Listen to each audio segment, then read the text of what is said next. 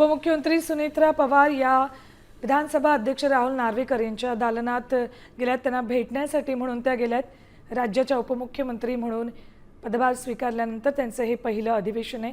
या अर्थसंकल्पीय अधिवेशनाच्या कामकाजाला सुरुवात होण्यापूर्वी सुनेत्रा पवार या विधानसभा अध्यक्ष राहुल नार्वेकर यांच्या भेटीसाठी गेल्यात. अपडेट्स घेऊयात आमचे प्रतिनिधी गिरीश कांबळे यांच्याकडून. गिरीश, सुनेत्रा पवार या विधानसभा अध्यक्ष नार्वेकरांच्या भेटीला गेल्याचं कळतंय. कुठले नेमके मुद्दे या दोघांमध्ये चर्चेला येऊ शकतात?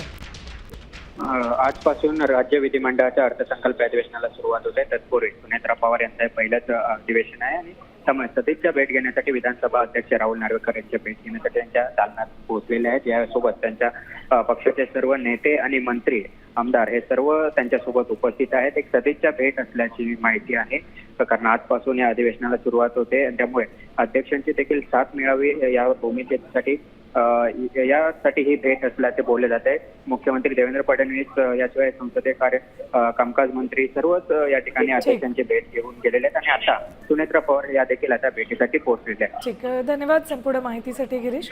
तर सुनेत्रा पवार या राहुल नार्वेकर यांची सदिच्छा भेट घेण्यासाठी गेल्यात.